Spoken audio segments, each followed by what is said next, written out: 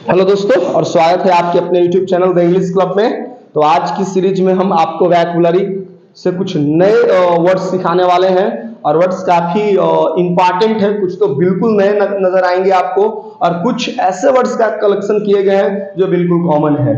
तो हमारे पास 2 पार्टिसिपेंट हैं, और बिल्कुल आप इनका जाना पहचाना इंट्रोडक्शन है। तो चलिए इस चीज को आज अवॉइड हम लोग करेंगे, सीधे सेशन की बात करेंगे। तो आर यू रेडी डियर? एकदम बिल्कुल आप कॉन्फिडेंटली आंसर करोगे। सबसे पहले हमारे पास रेंडमली भी पूछेंगे, but first I can decide to ask you in a regular manner. So the first one is innate. What do you mean by innate? Inbuilt. Inborn या inbuilt? What do you mean by this? Tell. Parts of speech. Adjective. Adjective, very nice. Now Sujata, for you the word is superficial. Parts of speech. Adjective. Adjective, very nice. What do you mean by superficial? Not deep. Not deep. The synonymous word is shallow. No, मैंने छिछला किसको कह सकते हैं? Superficial है, उसके पास कोई गहरा knowledge नहीं है। चलिए revoke. What do you mean bye revoke? Cancel. Cancel, जिसको हम लोग कहते हैं। इसके लिए हमारे पास फ्रेजल वर्ब है, क्या? Call of. The match was called off. Match को कैंसिल कर दिया गया, जिसको रद्द करना जिसको हम लोग कहते हैं। ठीक है। द नेक्स्ट वर्ड है गैरुलस। Talkative. टॉकेटिव का मतलब होता है साथी, बातूनी करना। वर्ड नंबर जो 4 आपको दिखाएगा। And the next one is solemn. Serious. Solemn का मतलब होता है सीरियस, ग्रेव। ठीक है ना, ग्रेव मैटर है, सीरियस मैटर है। ग्लूमी भी कहा जा सकता है डार्क के सेंस में। और जो नेक्स्ट वर्ड है हमारा इम्पीड। इम्पीड का मतलब क्या होता है? Obstruct. ऑब्स्ट्रक्ट का मतलब क्या होता है? Hinder. हिंडर का मतलब क्या होता है? To create problem. ओके, बाधा पहुंचाना। Suppose I am delivering something else, right? And with the proper interval the electricity goes off. So electricity hinders in my speech. When I start speaking the electricity goes off. जैसे ही मैं बोलना शुरू करता हूं कि बिजली चली जाती है। हम लोग ने टाइम क्लोज पर अच्छा खासा प्रैक्टिस किया है। तो आपने इम्पीड वर्ड जो है बहुत है, ऑब्स्ट्रक्ट वर्ड को नहीं भूलना है। इसी से बना ऑब्स्टकल्स। If you are determined to do something else, nothing will become obstacles in your life.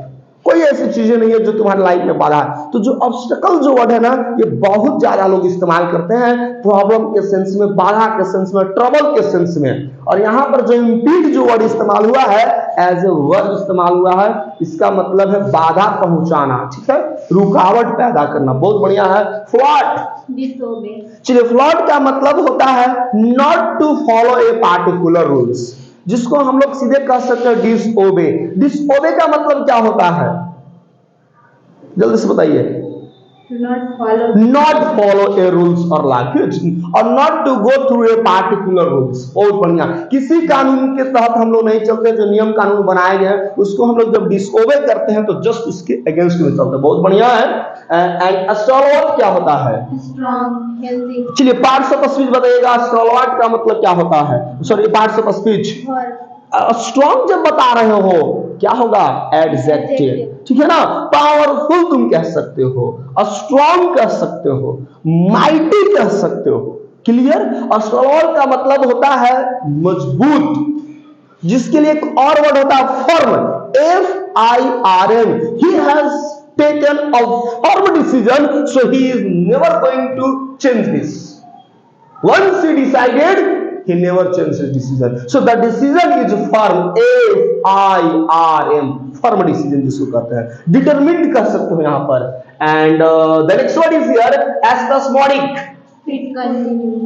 Yeah, spasmodic adjective का मतलब होता है साथ में discontinuous या irregular, जिसको हम लोग कहते हैं अनियमित। ठीक है ना। तो किसी भी चीज को पाने के लिए हमें कॉन्टिन्यूअस, डिसकॉन्टिन्यूअस नहीं, कॉन्टिन्यूअस लगातार, डिसकॉन्टिन्यूअस इसका एंटोनिम्स बन जाता है।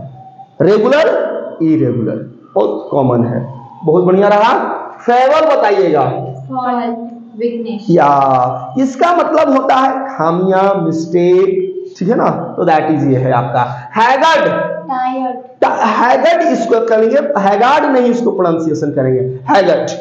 हैगर्ड का मतलब होता है एक्सट्रीमली टायर्ड, एग्जॉस्टेड, ठीक है ना, थकावट जिसको हम लोग कहते हैं, ठीक है। After working through all the day I feel haggard, I feel tired. Is it okay? Now very nice. Peril is very simple. If you take decision without thinking a lot, you will find only perils. You have to face lots of perils. Peril, parts of a speech, noun means खतरा। बिना सोचे विचारे यदि आप decision लेंगे तो निश्चित तौर पर समस्या आएगी, खतरा तो आपको होगा ही होगा। कहा एक प्रोवर्ब भी है हिंदी में कि बिना विचारे सो करे, सो पाछे पछताए, और काम बिगाड़े आपने जग में हो फंसाए। तो आपका काम भी बिगड़ेगा और लोग आप पर कमेंट करेंगे, हंसेंगे भी। तो ये पेरिल वर्ड का मतलब होता है डेंजर्स, ठीक है। हैजार्ड भी आपने सुना होगा, HAZZARD, ठीक है ना। और vigilant, alert. My teacher is vigilant in the examination, attentive, watchful, no answers. Vigilant का मतलब होता है बिल्कुल अटेंटिव, जिसको कह सकते हैं वॉचफुल कर सकते हैं, ठीक है, बहुत बढ़िया है। डूबियस नाम से यह स्पष्ट है, डाउट से बन गया है dubious. What do mean by doubtful? Suspicious जिसको कह सकते हैं, सस्पेक्ट बड़ा नाउन होता है, सस्पिशन भी नाउन होता है, सस्पिशियस एडजेक्टिव होता है। He looks at me with suspicious eye, मुझे इस तरह से घूरता है, मुझे डाउट हो गया कहीं इसका इरादा सही तो नहीं लग रहा है। तो सस्पेक्ट वर्ब, सस्पिशन नाउन और suspicious adjective. Is it okay? I have no suspicion over your confidence. When you come here, I feel proud because you are my student and you are standing before the camera firmly and boldly and answer all these words confidently, flawlessly. There is no any mistakes. Up to now, all the words you have answered correctly. That's all. Now, the next one is susceptible. Unsafe. जरा एक और word बताइए। Vulnerable का मतलब क्या होता है दोस्तों? Something that is easily affected. जैसे बच्चे छोटे होते हैं तो जैसे ही रेनी सीजन आते हैं तो उनको सर्दी जुकाम लगना शुरू हो जाता है, यानी वो बच्चे सेफ नहीं, वल्नरेबल है। VUL बताइए। NERABLE। वाह, वेरी नाइस, आपने कंप्लीट कर दिया। Easily affected, unsafe. आपको भी सर्दी जुकाम आते हैं, ठंड आएगा आपको नाक चलना शुरू हो जाएगा, वो नीचे आना चाहिए, कोशिश करता है, हम लोग ऊपर खींचते हैं उसको, नहीं, उसको नीचे आने दीजिए। खैर, fun here. Immune, safe, protect. Immune जो है पार्ट्स ऑफ स्पीच में वर्ब है। सेफ फ्रेंड्स, ये थोड़ा कंफ्यूजन क्रिएट करता है। सेफ एडजेक्टिव भी होता है, सेफ नाउन भी होता है और सेफ वर्ब भी होता है। You are safe here. I have tension of your safe yaar. When you go alone, I have tension. I think a lot for your safe. Safe is here now. No, these kind of things save you from any dangers. This is such a device that can protect you in every situation. Safe word, adjective, noun, verb. Very nice. And placate, calm, pacify।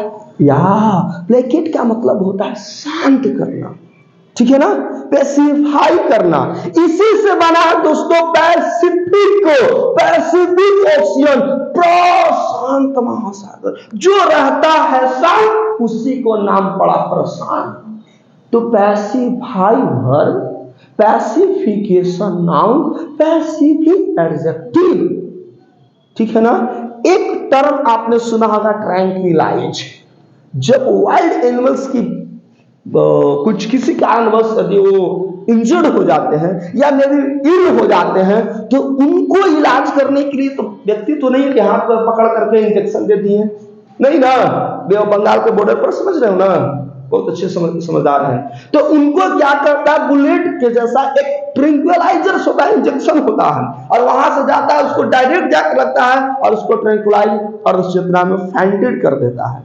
जब वो मूर्छित अवस्था में हो जाता है तब doctor जाकर उसको इलाज करते हैं। अब शेयर इमेजिन कीजिए कि उसकी तबीयत खराब हो गई तो क्या संभव है जाकर के दो लोग हाथ पकड़ करके इंजेक्शन देना?